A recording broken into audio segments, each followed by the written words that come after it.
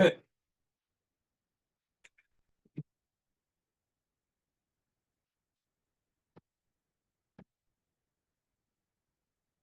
The idea behind chain rules, the mechanics is the mechanics. And if you want to do it by memorizing the formulas for chain rules, uh, that's just fine. But I kind of want to give you the logic behind them, which I've done previously. So first of all,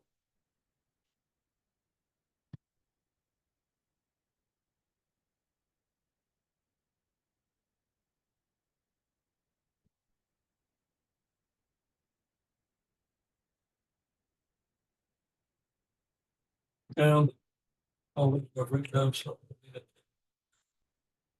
Okay. If you got a function f of x,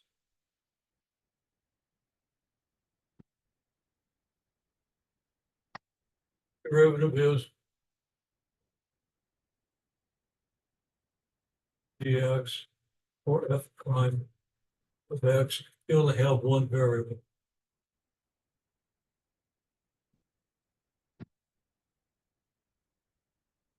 of x. Now you know the formula is the derivative is filling f prime, sorry, g prime of x times f prime of g of x. Okay? And let me write that out a little more. G prime of x is f prime of g of x. Okay? This is the rate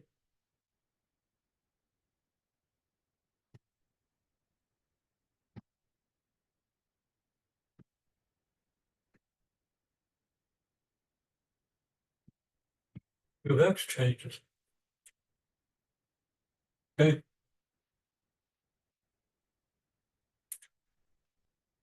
And then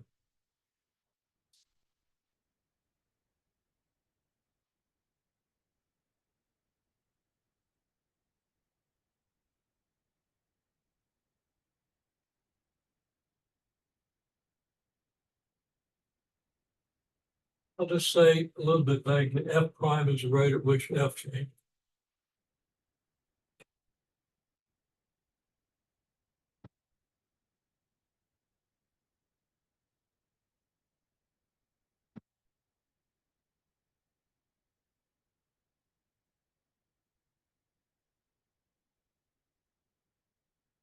Need another parenthesis. F of g of x prime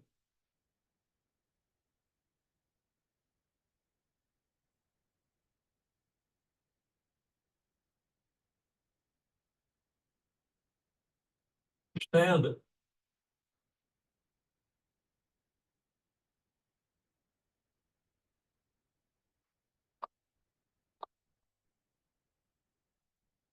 They say the change in g of x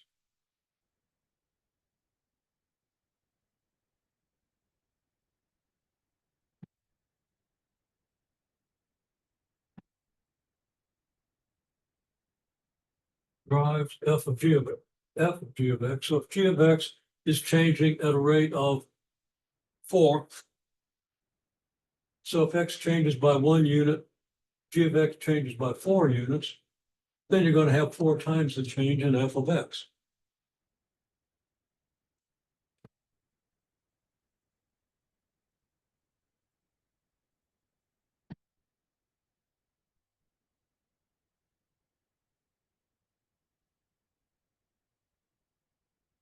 And I can say that even with if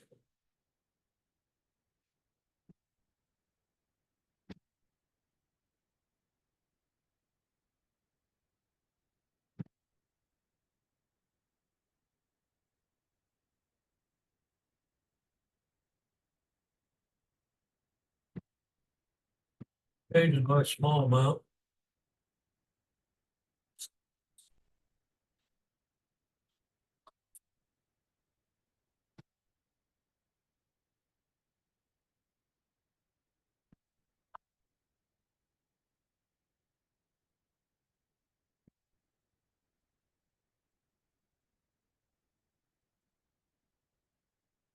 And g of x changes by g prime of x times that amount. That's the basic idea of the derivative. And you want to ponder that statement if it's not totally clear to you.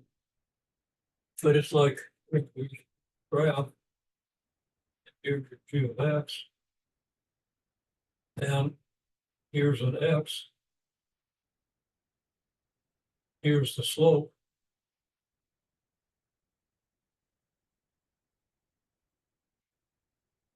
X changes by a little bit. Well, I need a bigger picture. If x changes by a small amount by some delta x, then g of x changes by g prime of x delta x.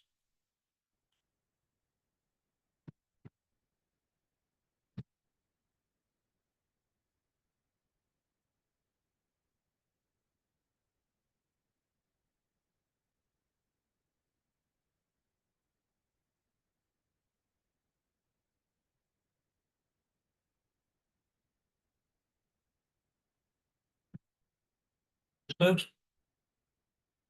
that's the most fundamental thing you need to understand about derivatives. And most of the time, people come out of calculus, first year calculus, not knowing that, not understanding that. Okay. And that goes back to deficiencies in pre-calculus and in algebra and deficiencies that perpetuate throughout the system. Because anybody who passes our calculus course is plenty smart enough to understand this, but it doesn't click. So kind of make sure that clicks. That's arguably one of the 10 most, probably 2 most important things to understand about calculus at the level of calculus 1. Be the most important. Okay.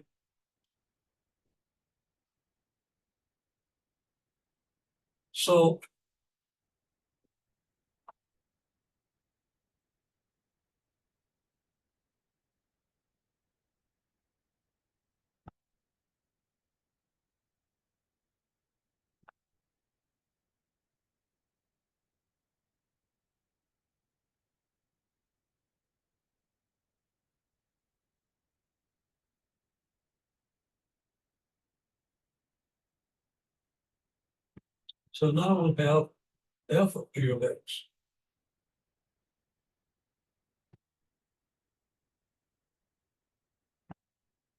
And we have this x, and we have a delta x that's g prime of x times bigger than it would have been if we were just doing f of x.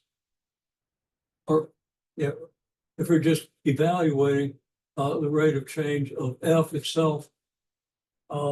And I'm not getting the right words here.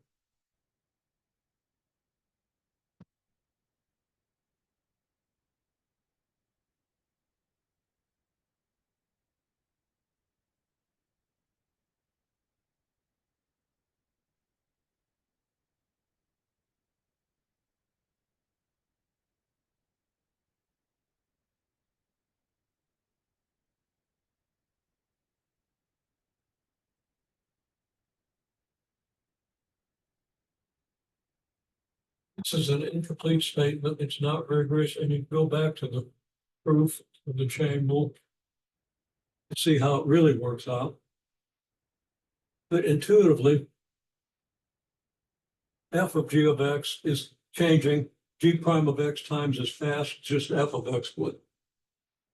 Because g of x is changing that many times as fast as x would. Okay, so x changes by a little bit, g of x changes by g prime times that much, which causes f to change by g prime times as much as it otherwise would at that point. Okay, so right there it is. F of g of x changes at a rate that's equal to g prime of x times as much as you would get just by doing f prime at whatever y value you get from g of x. Okay. Well, that's what I mean by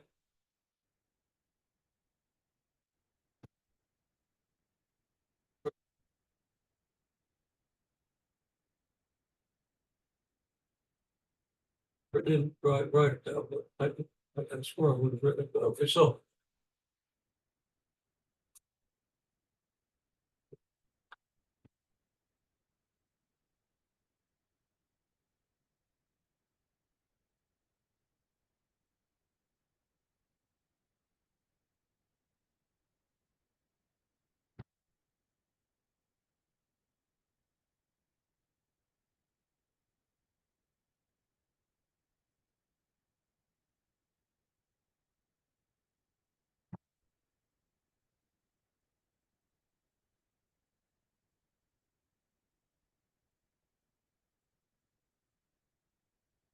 I'm going to summarize that just by saying the change in f of g of x is driven by g prime of x as well as f prime of g of x.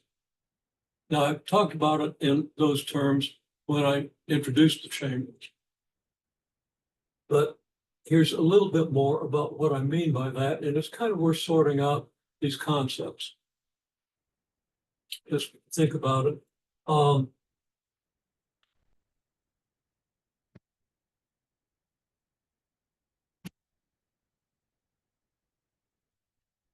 And let's just do an example.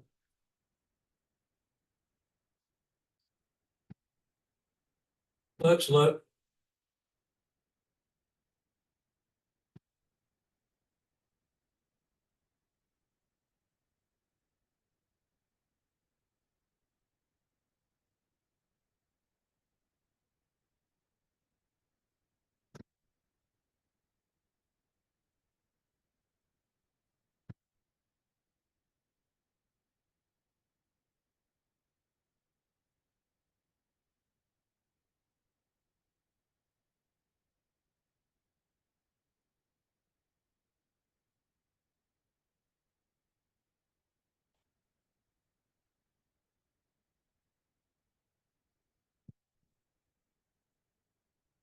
so if f of x is 3x plus 4 and g of x is x squared, f of g of x is 3x squared plus 4, right?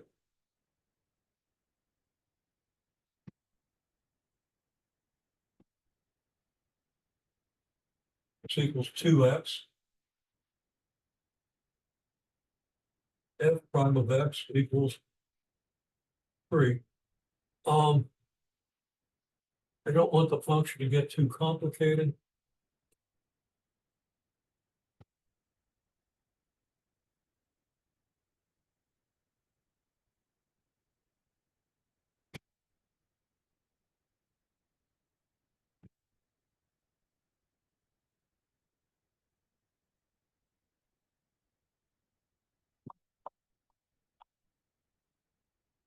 So now f of g of x is cosine squared of x. G of x, sorry, it's cosine of x squared. G of x is x squared, f of x is cosine x. F prime of x is negative sine of x.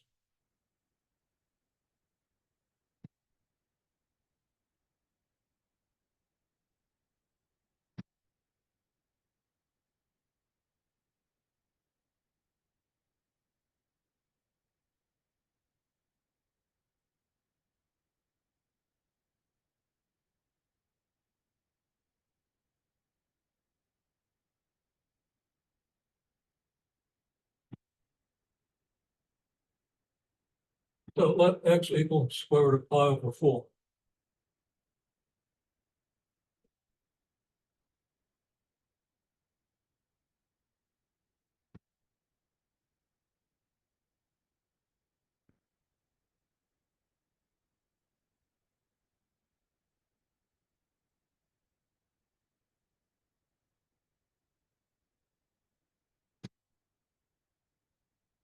Pi over 6, okay? Then g prime of x is pi over 3.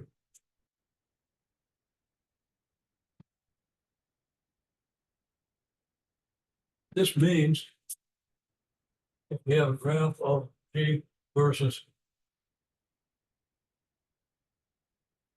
f of g of x,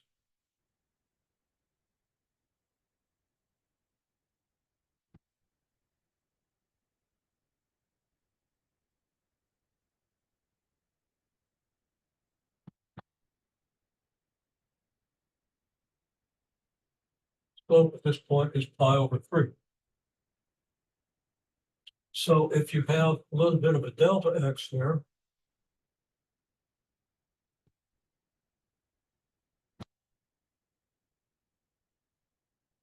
get a triangle on the graph of this function.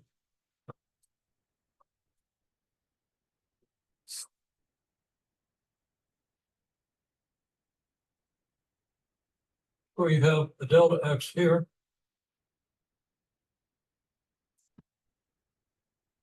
and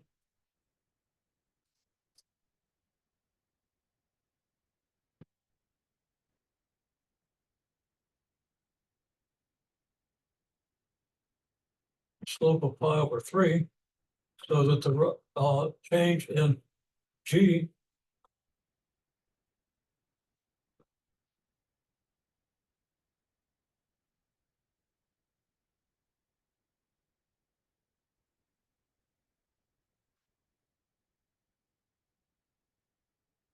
is pi over 3 delta x. Does that make sense? Because the derivative gives you the slope. At this point, at least, the derivative is pi over 3. Now, the derivative does change as you move, but if it's a small delta x, it doesn't have time to change much. Okay, then if you do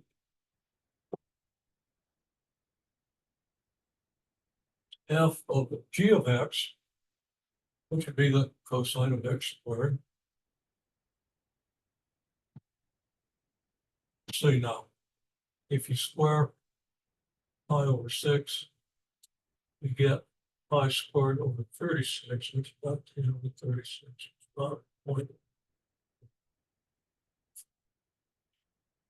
So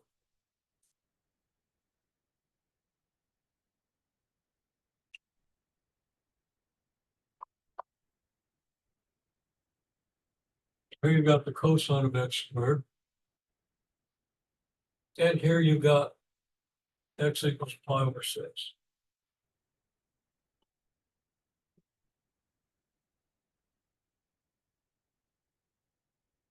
Okay.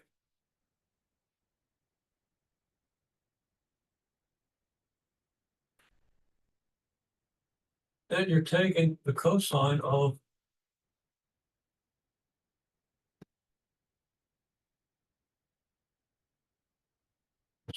over 6.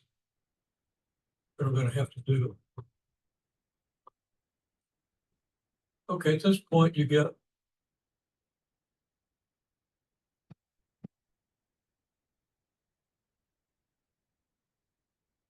equals the cosine of pi squared over 36. Now, the numbers aren't that important. What's happening now is if x changes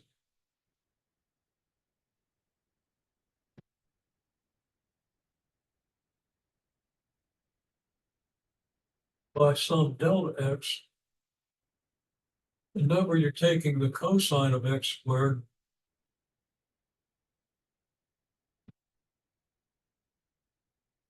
number x squared you get when you're taking the cosine of x squared changes by pi over 3 times delta x.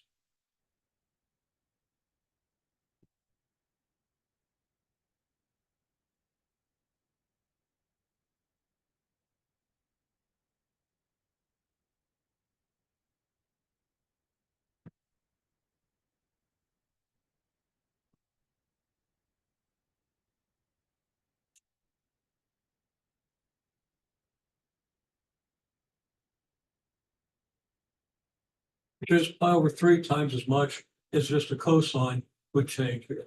Okay. Well, I don't want to go on with this because it gets a little bit complicated and technical. But if you think about it, it'll become clear. And of course, if you write out the proof of the chain rule and think in terms of how much does g of x change, what value are you taking the cosine of, and all that stuff, then it becomes clear. So I want to leave it at that because now I want to just talk about how the chain rule works for functions of more than one variable. So if you got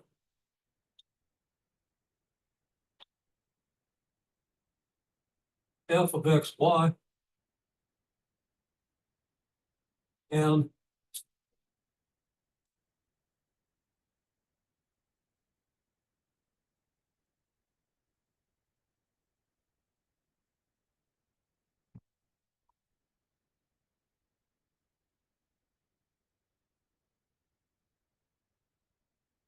your differential is fx delta x plus fy delta y. And you might want to remember that in terms of original woodblock. Okay, got a delta y here, and the change in the function from here to here is just equal to the slope times delta y, right?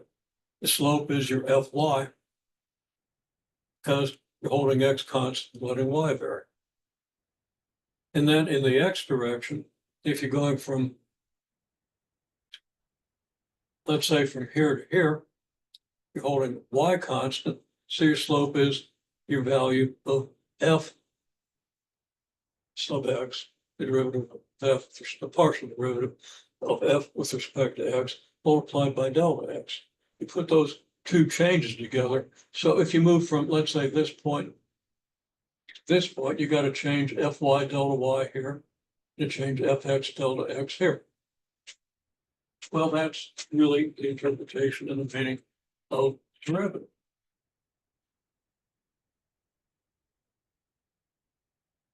Now,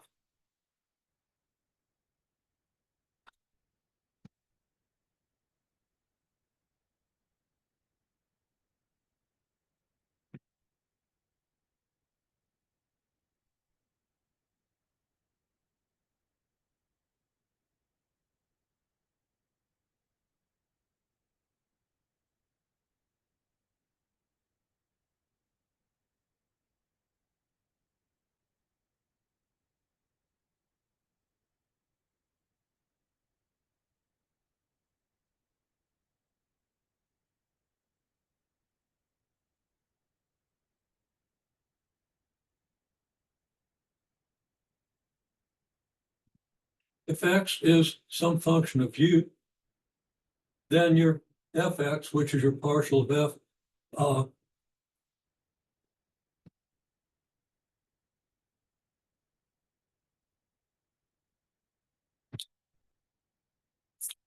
I didn't, and the partial of f with respect to u is the rate of change in which f changes with respect to x times the rate at which x changes with respect to u. Okay.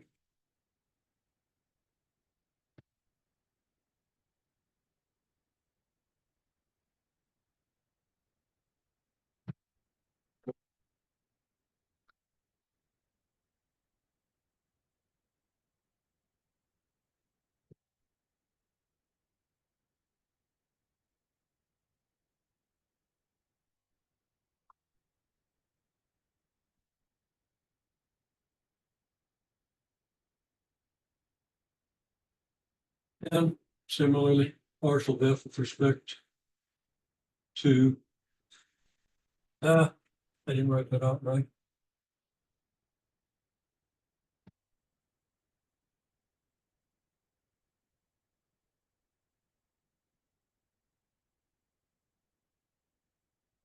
Okay.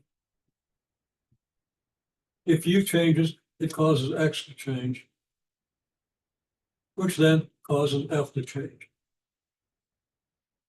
So partial f with respect to u tells you how much f changes due to the change in x that results from the change in u. So the change in u drives a change in x, which then drives the change in f.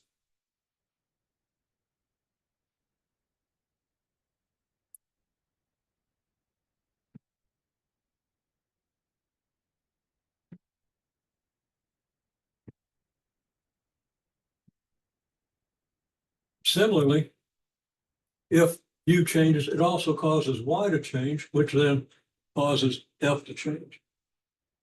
So there is an interpretation of the chain rule.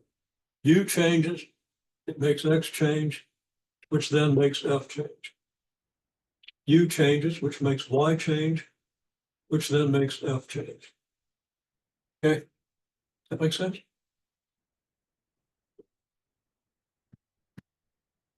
Okay.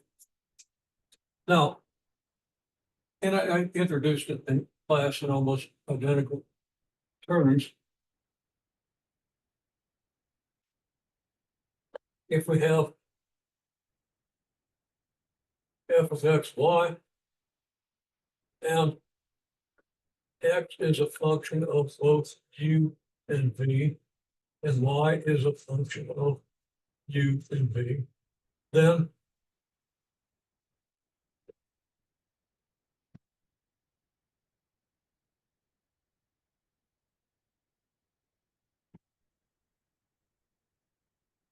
u causes x to change, which then causes f to change, right?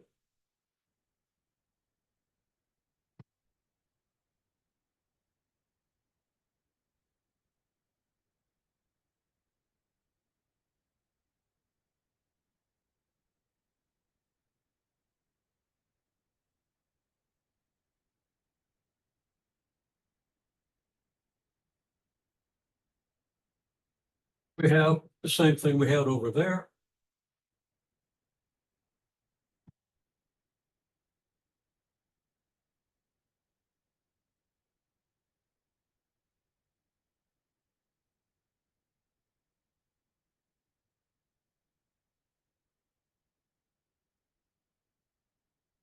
V can also change. If V changes, X changes, and that again drives another change of F with respect to X, right? And similarly here on Y.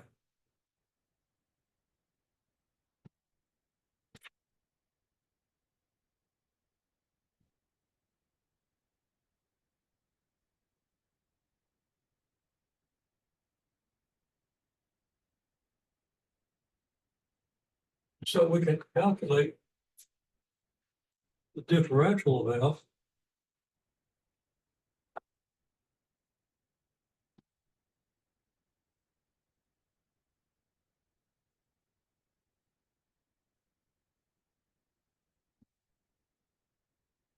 A lot of times it's written du and dv, but I'm kind of distinguishing it just conceptually. Okay. So follow the notation of the text, but I'm using the deltas to kind of focus on it's a change in u or it's a change in v that drives everything else.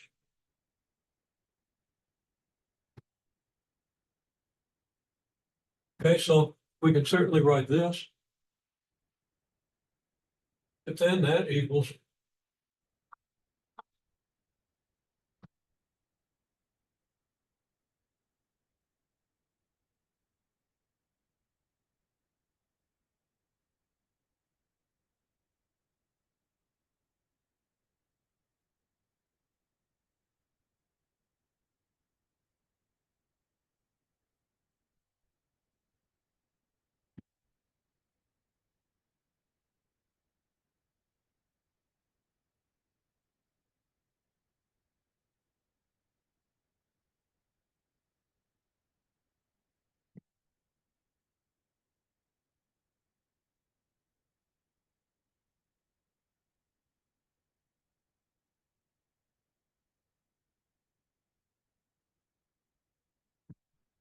that's right. Yeah. Okay. Very easy to write these down wrong if you're not thinking clearly about what they mean. And all this is saying is that, okay, why does F change? Well, ultimately, it changes because U changes and because V changes. What does a change in U do to it? Well, if you change U, then X changes at a certain rate with respect to U, and F changes at a certain rate with respect to X. So you have this contribution through the X function, okay? And then you have the same thing on the y function. And this drives a change in f through the delta u. A delta u drives a change in f because of x, and a delta u drives a change in f because of the change it induces in y. Okay? So you got to change delta u, it makes y change. Y changes at this rate with respect to u, and f changes at this rate with respect to y. So you multiply these by delta u, that's the change that you get due to the change in u through the y function. And then same thing through the x function. That's the same thing I just said. And then delta v does the same thing. Okay. Delta v changes a little bit. How much change does that make in f? Well, it changes for two reasons, because v makes y change and because v makes x change. Okay. Y change at this rate, and then the change in y makes f change at this rate. Okay. So if y changes at a rate of 2 with respect to v, and f changes at a rate of 3 with respect to v, well, then you have a change of 2 delta v due to this. That's the change in y. And then it's a change in 3 times whatever the change, it's 3 times whatever the change in y is, times delta y. Okay, I could even say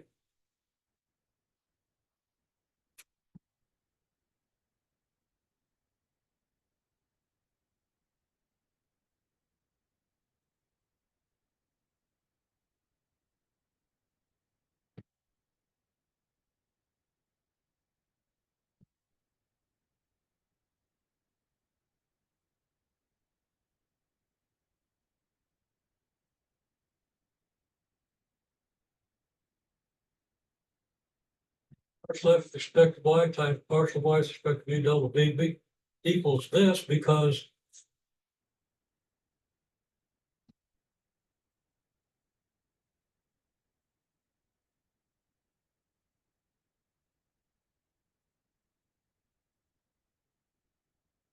partial y with respect to v is a delta y. Okay.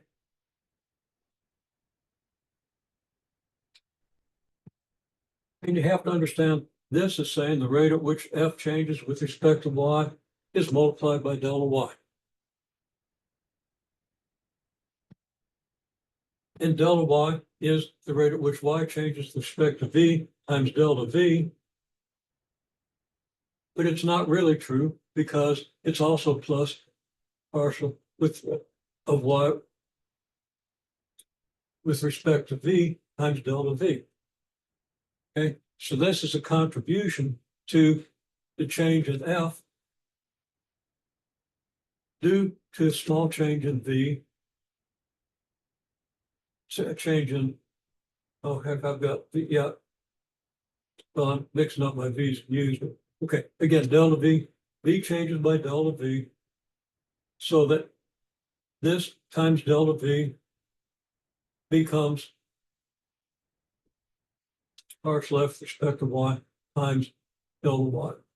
Now, that's not your total delta y, though, because your total delta y is partial y with respect to u times delta u.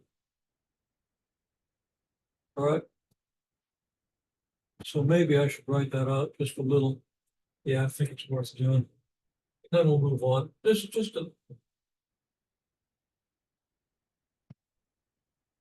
information about what these partial derivatives mean, because the formulas can get pretty confusing. And if you understand what the formulas mean, then you understand the calculus at a deeper level. Okay, you don't just do it, you understand it, so you can always reconstruct the formulas. So let's try this again.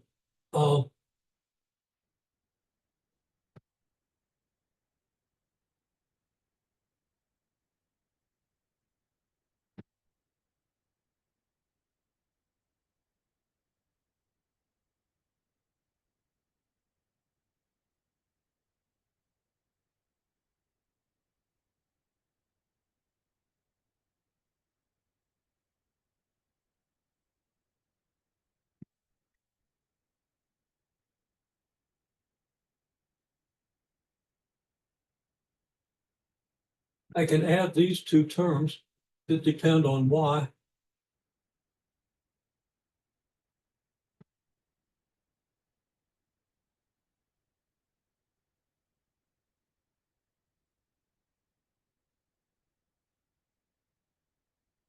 What you get then is a partial of f with respect to y, which is common to both of these, times partial y with respect to u delta u,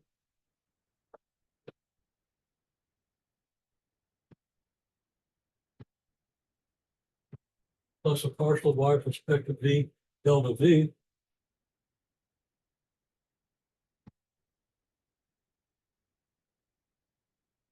So if you've got a delta u and a delta v,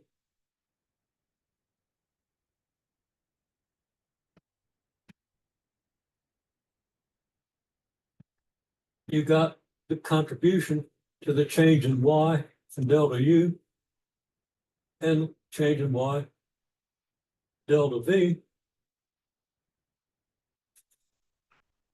This is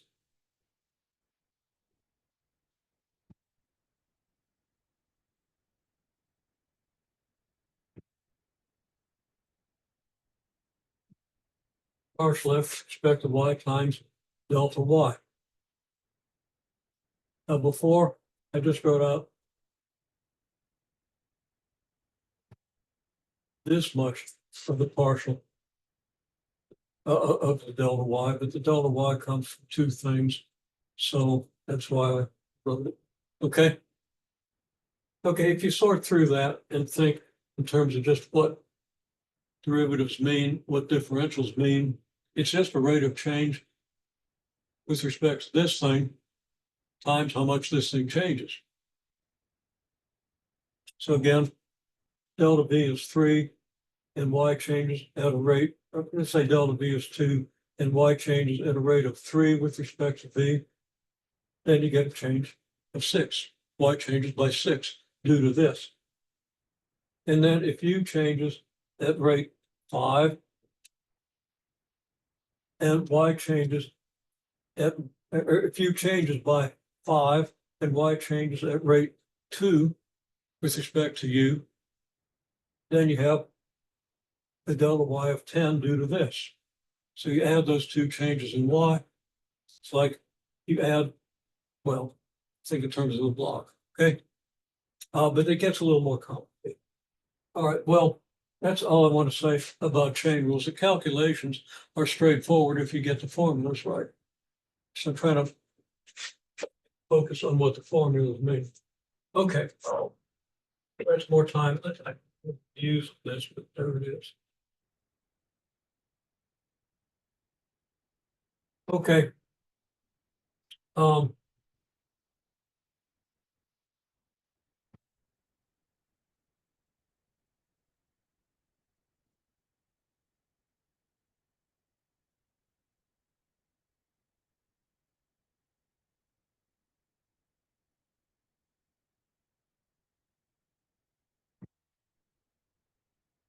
use the coordinate system.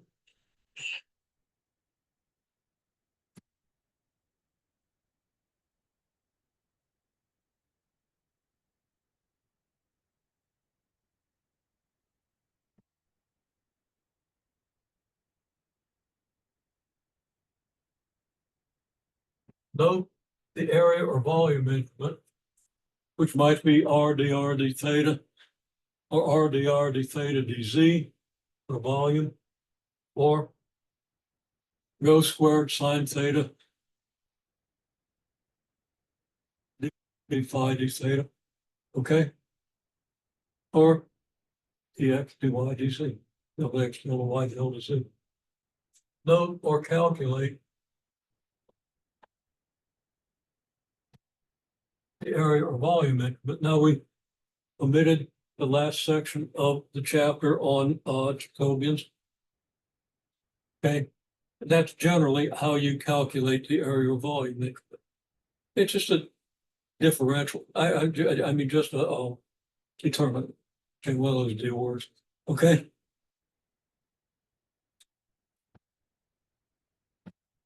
And it's a determinant consisting of partial derivatives. And it's something that if you understand everything else, that's still a little bit of a stretch. If you understand, at least for volumes, the rectangular, cylindrical, and spherical coordinate systems, it gives you a basis for understanding more general coordinate systems. Also, when we get into surface intervals, the like Tx cross Ty increment, that's your general increment for a surface interval, okay? So you note or calculate the area volume increment.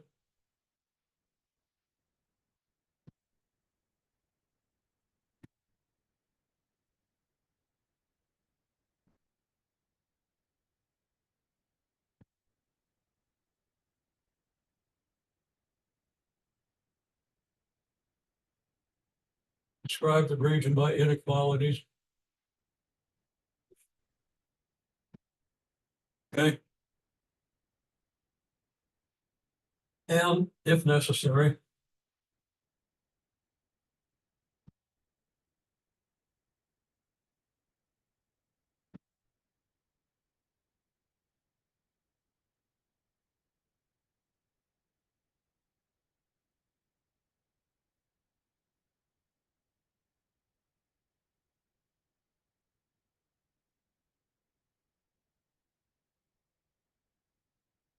express the quantity to be integrated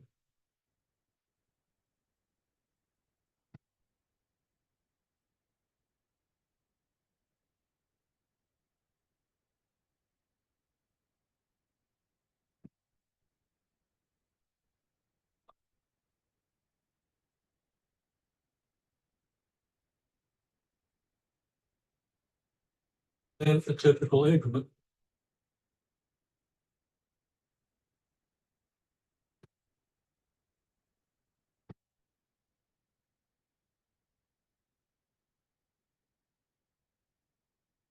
Using a sample point.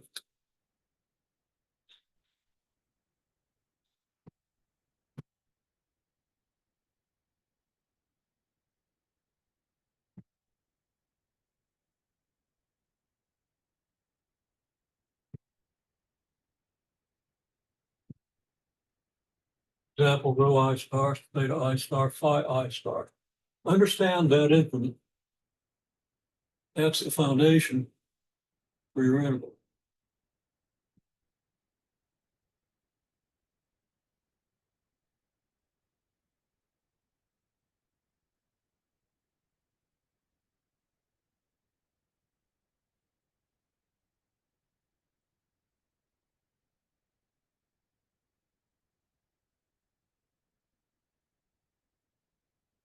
The sum you get that approach the interval.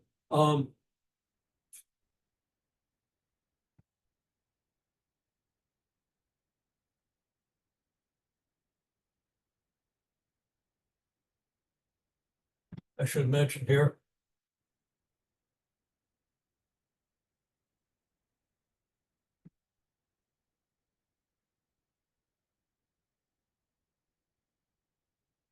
partition inequality. Now that's a step people usually skip. And if you just kind of think it through in your head, you can probably get it. But if you want to be rigorous, you really want to do the whole process with the summations and the subscripts and everything. Okay. I'm not going to ask you to do that on the exam. Probably. If I do, it'll be an optional problem. Okay. So if you know how to do it, it could help you. But it's not something you have to lose sleep over. Normally in this course it would be, because I like to do the course a little more rigorously than we were able to do it this semester.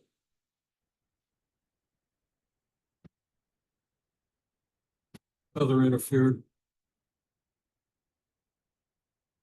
So we did the best we could. And, you know, we also had to spend more time on stuff that you theoretically should know when you come into this course. How to parameterize things, stuff like that. So, yeah, what's conic section? How do you graph a conic section? People still screw that up. I don't know if you are, or you are. Somebody is, because I've seen it. I've seen a hyperbola graphed as an ellipse. Okay. Uh, Something you really don't want to.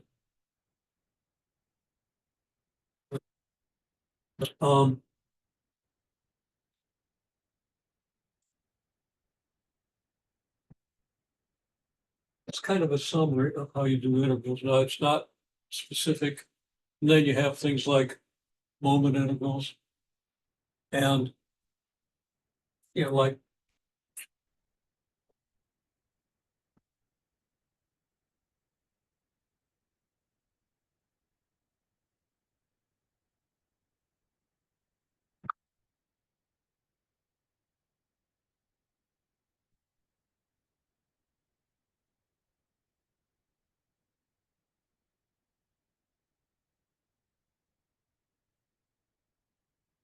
this abbreviated YFDV, where F is a function. It's like a density function, maybe.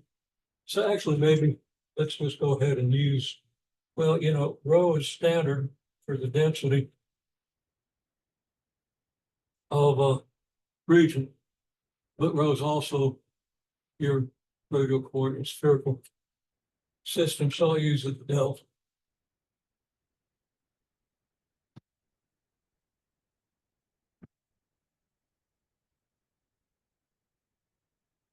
So what do you get when you integrate y times a density? It comes down to you have some x increment, some y increment, so you got some rectangle down here, and you come up above this rectangle.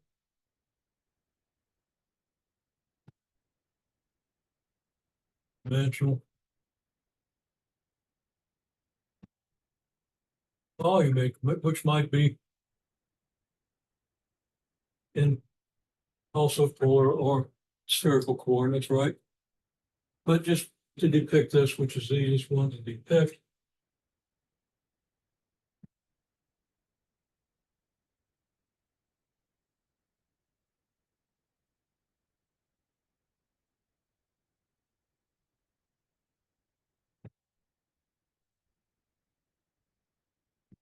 this delta times the delta V of this thing, which as I've drawn, it'll be a delta X, delta Y, delta Z, but it could be a R, dr, d theta, dz, or rho squared sine theta, d rho, d phi, d theta, depending on your coordinate system.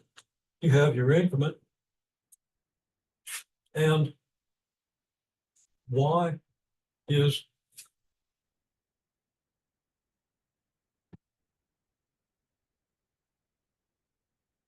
this distance here.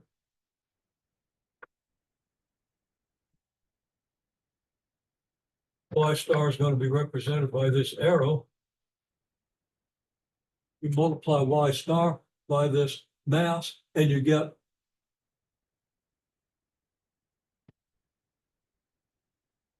torque about the xy plane. Okay. The tendency for this thing to rotate.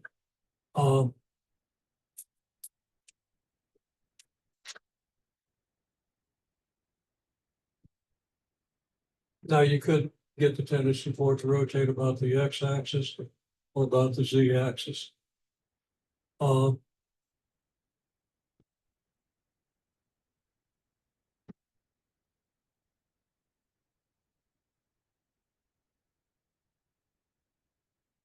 Leave it at that. Okay. So that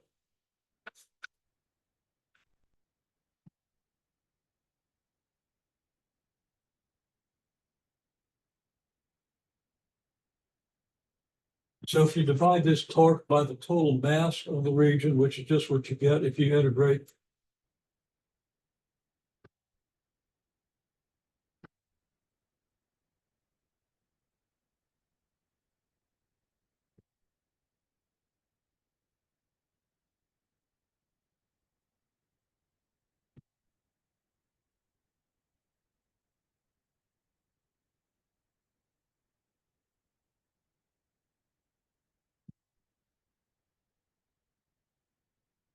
arc over mass would be your center of mass relative to the arc and whatever.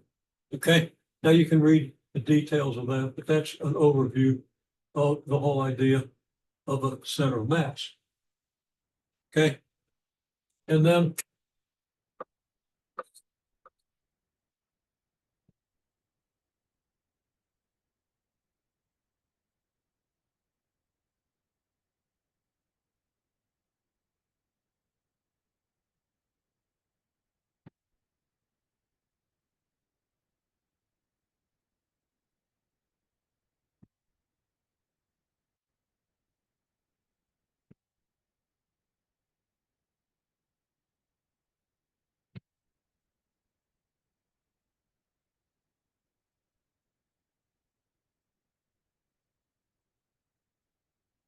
now it's kind of unfortunate I got to use R here, but that's really what we mean. For example, if you want the moment of inertia about the z-axis, your R would be the distance from the z-axis to this input. Okay. And that would be the resistance of this mass being accelerated in rotation around the z-axis. It's not as intuitive a notion as it will be after you've taken physics. Okay. But that's how you do the second moment. This is the first moment. This is the second moment. And you have higher moments in statistics. You sometimes go to higher moments, kurtosis and stuff like that. Okay. So you might want to review the whole idea of moments, center phase. Details are not that difficult. Understanding what they mean, well, that's what I'm trying to address here. Okay. Okay. Well, comes down to that. Now, a little short time going through. See what we can do.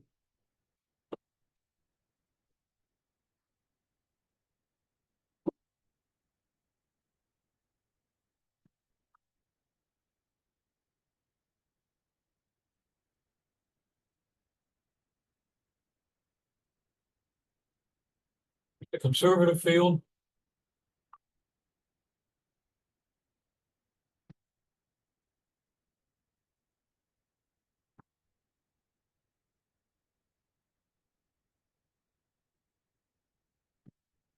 conservative, if and only if F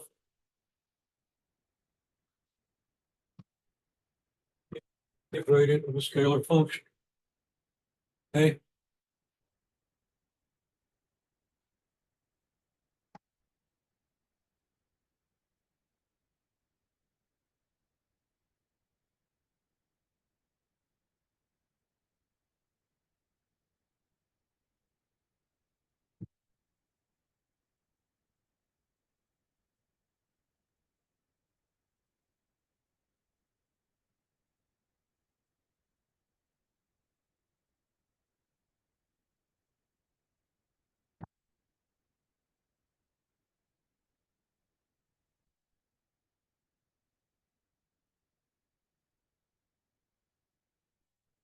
And the integral of F dot dr from point P to point Q equals F of Q minus F of P.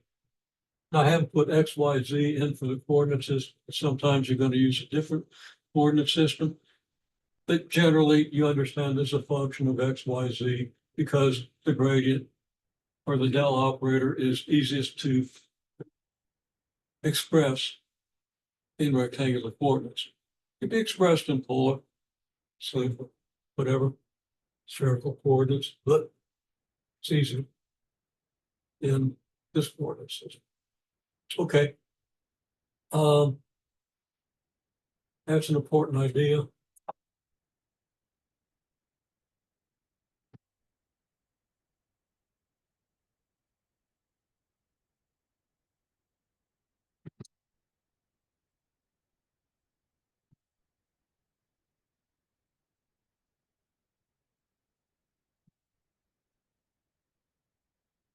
The directional derivative in direction of a unit vector u of a function is just the gradient dotted with u, and there are geometric reasons for that.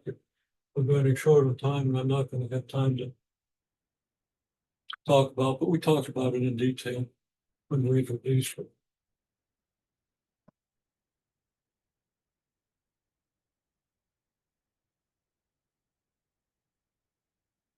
This is a unit vector, typically, and it can be expressed as cosine of theta times I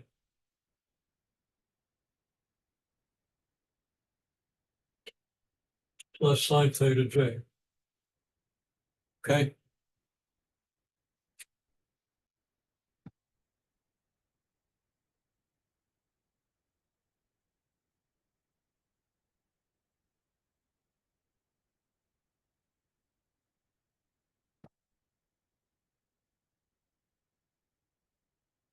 This is in the direction of I plus bj.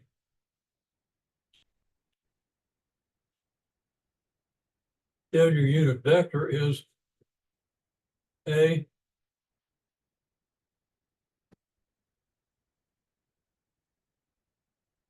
square root of a squared plus b squared times I plus b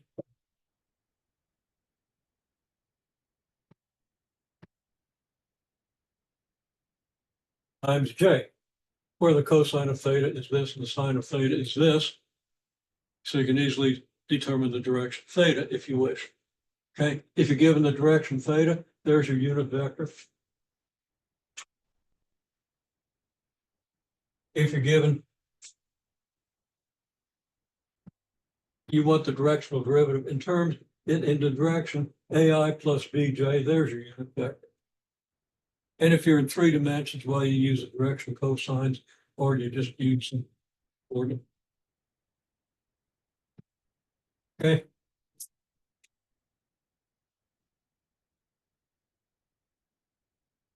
Now, I'm not going to go over Lagrange multipliers because that comes down to pretty much a mechanical procedure that I know that most students don't really understand, but can do. Okay. And we can leave it at that. I'm not going to ask you to explain in terms of the directions of the various gradients and directional derivatives and all that stuff. Okay. Um,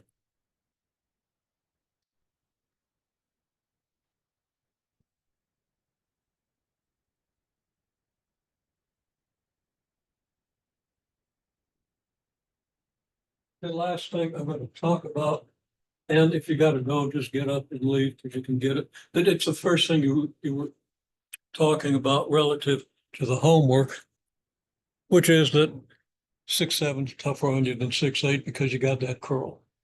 So I'm going to write down what I told you. I know you probably got to go to work or something, but I'll continue this for 5 more minutes or something like that, just to touch on those things. Okay. So leave when time presses right now, if that's the case. Uh, Stick around as long as you can, but don't hesitate to jump and go. Okay. So a couple of things.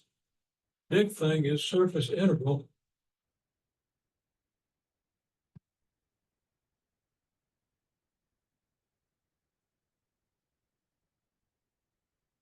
The area increment is like,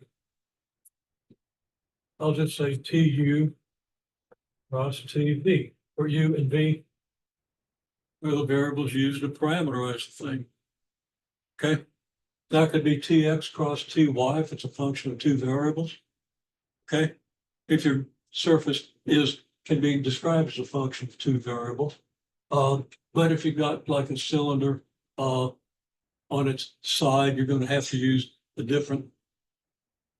something different than just project into the XY plane. Okay. Um, and the area imprint is just the magnitude of this.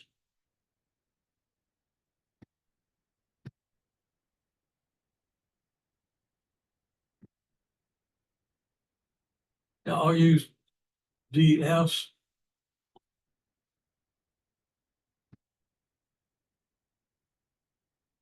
as a normal vector times dA.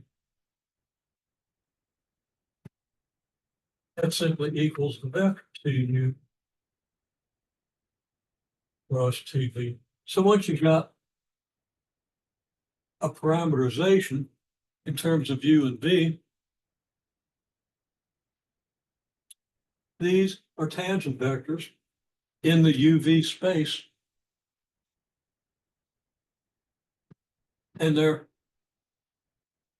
linearly independent tangent vectors, meaning they're not parallel, so you can take their cross product and get the normal. Okay? That's the thing you need to understand. Take that statement. I don't want to take time to write it out because it's explained in your text quite well, I think. Try to grasp what that means. So I think I've seen somewhere in some of the homework mistakes regarding the use of that. And usually when I see those mistakes, it's somebody who's using it correctly elsewhere. So it's going to be easy to fix it. So like if you want to integrate a function, a scalar function, f over a region,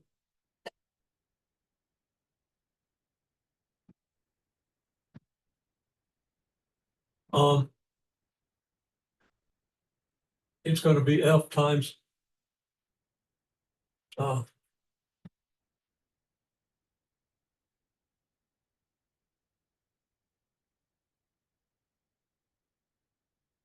should have my du dv in there. Okay. Then it's your f times dA, which is just going to be the magnitude of it, tu cross tv times your du and dv. Okay.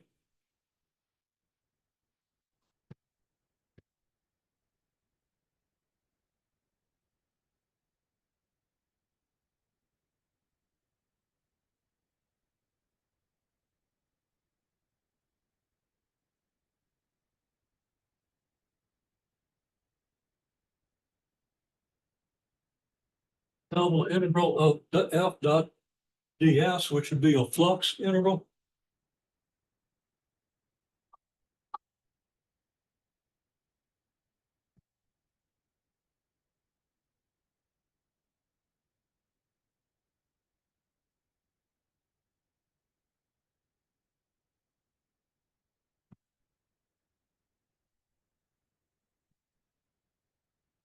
Maybe the f that you want is a curl of something. Okay. So, well,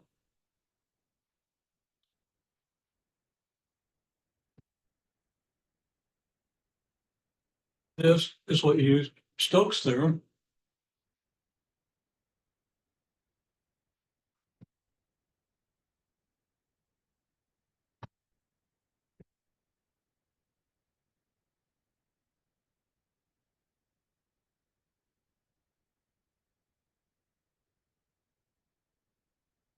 It's the same thing, but a little bit different in each case.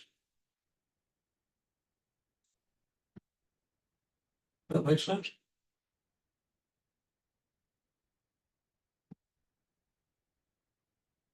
General and surfaces,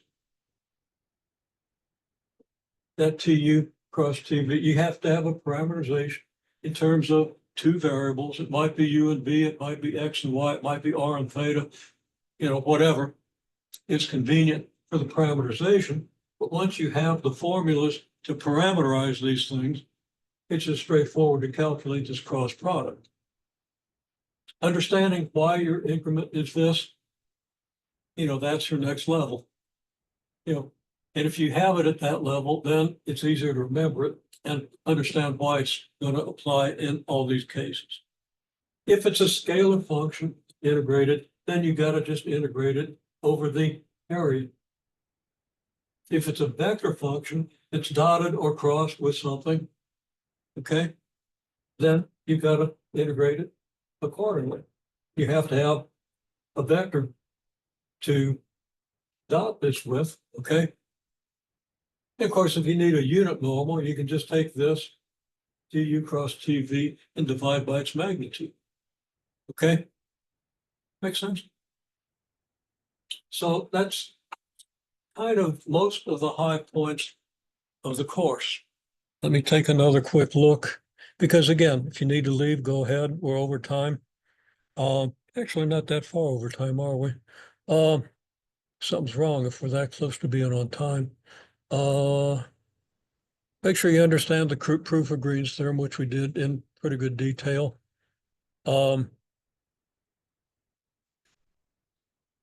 Centers of mass, moments of inertia, and then just generally the idea of doing surface integrals. Maximum and minimum, I didn't talk about, but it's a straightforward procedure. Okay, very good. Have a good weekend.